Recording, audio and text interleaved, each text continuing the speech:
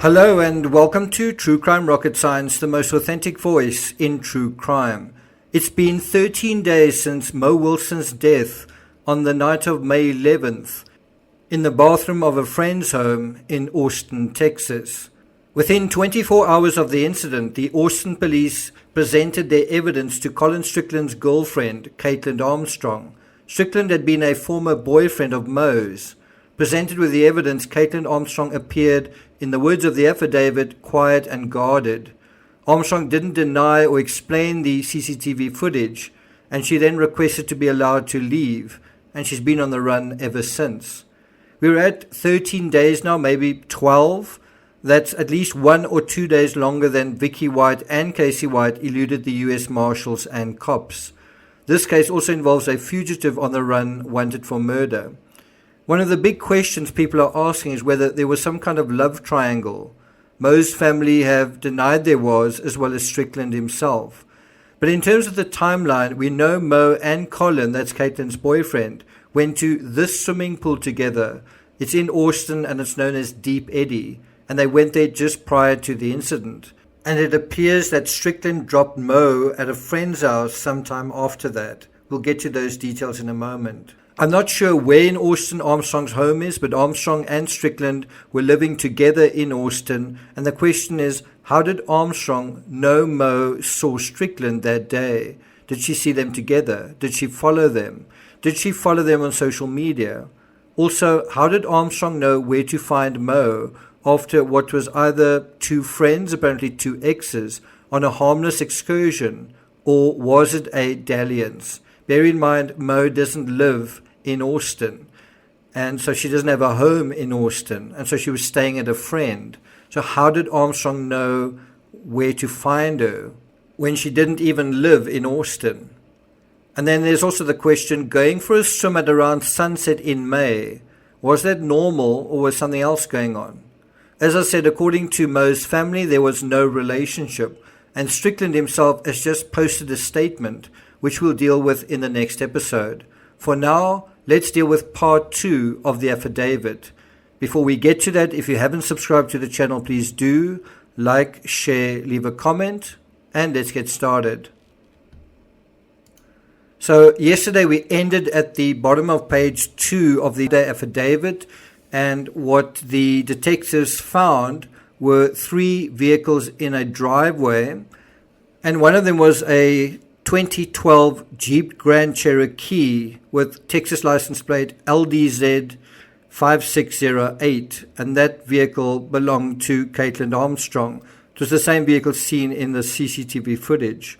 Strickland voluntarily agreed to drive to the Austin Police Headquarters located at 715 East 8th Street for a formal interview. Before the interview began, Detective Spittler told Strickland he was free to leave at any time, and he would tell his girlfriend presumably the same thing when they interviewed her. Strickland advised he currently lives with his girlfriend KAITLIN Armstrong, a white female born on November 21st, 1987. Strickland stated they had been dating for approximately 3 years, but briefly ended their relationship for 1 or 2 weeks in October 2021. During Armstrong and Strickland's break, guess what happened? Strickland admitted to purchasing 2 firearms approximately between December 2021 and January 2022, so something like 5 months ago, one for himself and one for Armstrong. Strickland advised he purchased a Springfield Armory handgun for himself and a Sig Sauer handgun for Armstrong. Strickland told Detective Spittler Armstrong does not know where Wilson was staying and he has never been to Cash's residence before. Strickland advised he was unaware Armstrong knew anyone in the area where the murder occurred. And so this aspect is something of a mystery. Something else that's worth pointing out is the age gap between Armstrong and Mo Wilson, 9 years.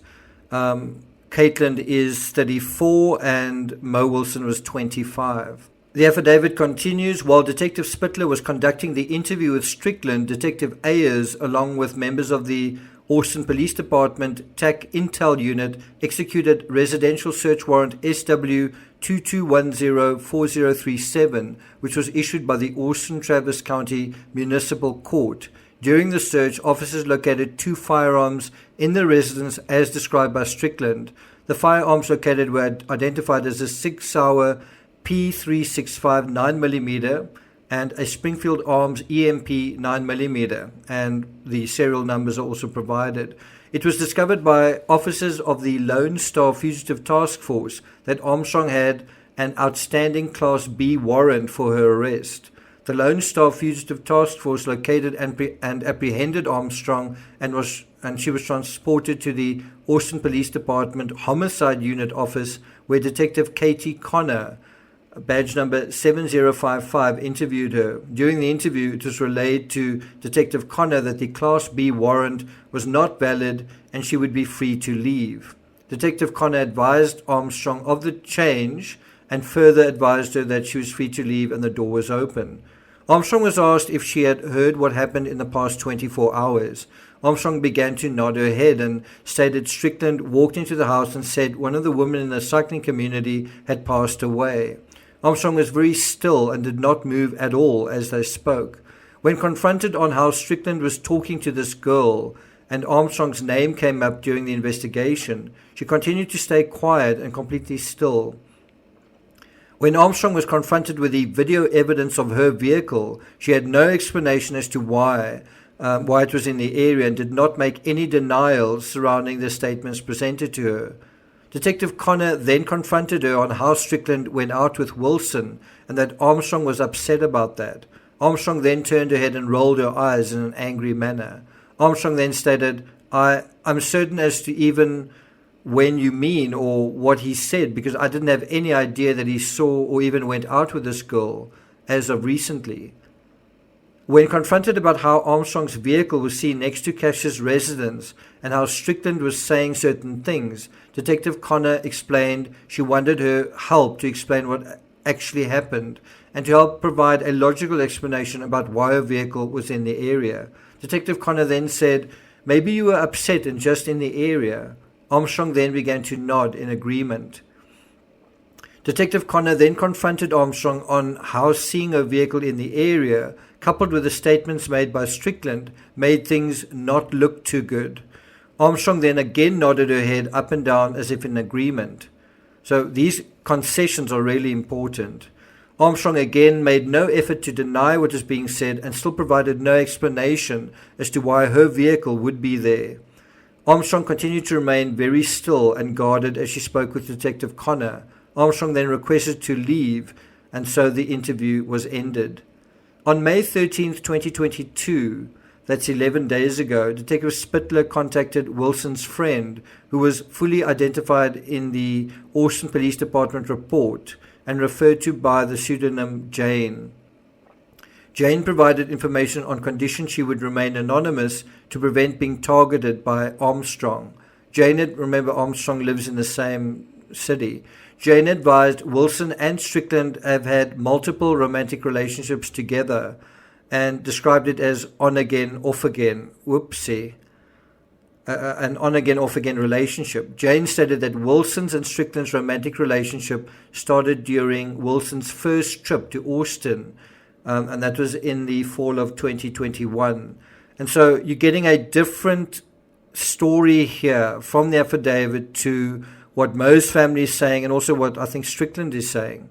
Jane, who's a friend of Mo's, advised that Armstrong discovered Wilson's phone and contacted Wilson several times, causing Wilson to block Armstrong's phone number. Now the plot's thickening, isn't it? Jane stated Wilson told her within the past 2 months Armstrong began following Wilson on Instagram. So there we have the beginnings of some social media surveillance. Jane advised the last time Armstrong called Wilson, she told Wilson she was with Strickland and Wilson needed to stay away from him. On May 14, 2022, an anonymous caller contacted the Austin Police Department to provide information regarding this incident. The caller refused to be identified but advised she was with Armstrong in January 2022. The caller advised Armstrong had just discovered Strickland was having a romantic relationship with Wilson, even though Armstrong and Strickland were still dating. The caller advised Armstrong became furious and was shaking in anger. Armstrong told the caller Armstrong was so angry. Armstrong said apparently that she wanted to kill Wilson. Armstrong then proceeded to tell the caller that Armstrong had either recently purchased a firearm or was going to. An initial search of Wilson's phone showed text messages regarding an event Wilson saw Strickland and Armstrong. I think it should be an event where Wilson saw Strickland and Armstrong. The following is a message Wilson sent to Strickland while at the event in January. Quote, "Hey, so I would like to talk to you at some point. I'd originally texted you on Friday, but appears my texts aren't going through again. This weekend was strange for me, and I just wanted you to know what's going on. If you just want to be friends," and that seems to be the case, she's got in brackets, "then that's cool. But I'd like to talk about it because honestly, my mind has been going circles and I don't know what to think." End quote. Strickland replied to that text the following day. He said, quote, "Hey Mo, I feel very shitty for putting you in a position where you don't feel comfortable. KAITLIN came along," I think that should read, "to a meeting about the Sprinter Spartan Hotel project. In hindsight, this was not a good idea." End quote. Based off of this conversation, Wilson appeared under the impression she was still in a romantic relationship with Strickland, even though he was currently dating Armstrong. During Strickland's interview, he advised he purchased a firearm for Armstrong around this time. Based off of the corroborating information discovered through this investigation, it would be reasonable to believe the anonymous caller is a credible witness. On May 15, 2022, Detective Spittler was canvassing the neighborhood where the murder occurred in an attempt to locate video surveillance. While searching, Detective Spittler was approached by David Harris. Harris is the property owner where Cash resides and rents the apartment above his detached garage to Cash. Harris advised on May 11, 2022, between 8:30 p.m. and 9:30 p.m., he walked into his garage and partially raised his garage door. Harris advised after doing so, he heard what he described as someone running down the stairs that lead to Cash's front door. Harris advised he believed he observed a bicycle travel southbound through the alleyway from Cash's apartment.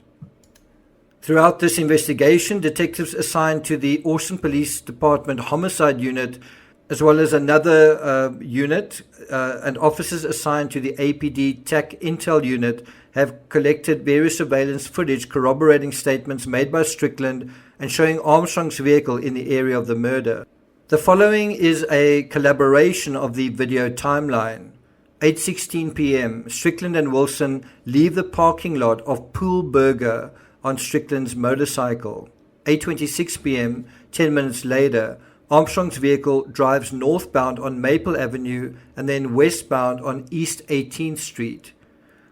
About 9 minutes after that, 8:35 p.m., Strickland drives northbound through the alleyway north of East 18th Street on his motorcycle. 1 minute after that, at 8:36 p.m., the unique code given to Wilson is used to unlock Cash's door to her residence. So it looks like Strickland drops her off. It looks like she doesn't go to his house after all. 8:37 p.m., Armstrong's vehicle appears to stop next to Cash's residence. So just 1 minute after that. And then 11 minutes later, 8:48 p.m., Strickland drives southbound on the 4900 block of, I think it's Highway I-35, the frontage road, approximately 8 miles from Cash's residence. And now we're on the fifth and final page of the affidavit. On May 17, 2022, the 6 Sauer P365 9mm belonging to Armstrong, which was recovered from Strickland's residence, was test fired using laboratory ammunition. The fired test cartridge shell from the 6 Sauer was entered into the National Integrated Ballistic Information Network, or NIBIN. The fired test cartridge case was compared microscopically to the shell cases located next to the body. So they did this work very, very quickly, within a week. A NIBIN investigative lead was developed through the correlation review of ballistic evidence. The potential that the same firearm involved is significant. That's crucial. Strickland's statements have been corroborated through video surveillance and physical evidence. Strickland has cooperated with the investigation and has voluntarily provided statements to homicide detectives. Armstrong is the only person who resides with Strickland at the residence and has access to the 6-hour P365. Video surveillance shows Strickland leaving the area after dropping off Wilson and shows Armstrong's vehicle arriving to Cash's residence, where Wilson was staying. In addition, Armstrong has made prior statements expressing a desire to kill Wilson. Strickland advised Detective Spittler he has not spoken with Armstrong since May 13, 2022. Per anonymous tips reported to the Austin Police Department Homicide Unit, Armstrong has deleted her social media accounts and has not been seen or heard from since this time either. Detective Spittler was able to view Armstrong's Instagram account the day after the murder, May 12, 2022, but after searching through open source records, found it has now been deleted, and that is where it ends. In the next episode, I'll take you through Strickland's statement. Thank you for listening, and I'll see you guys next time.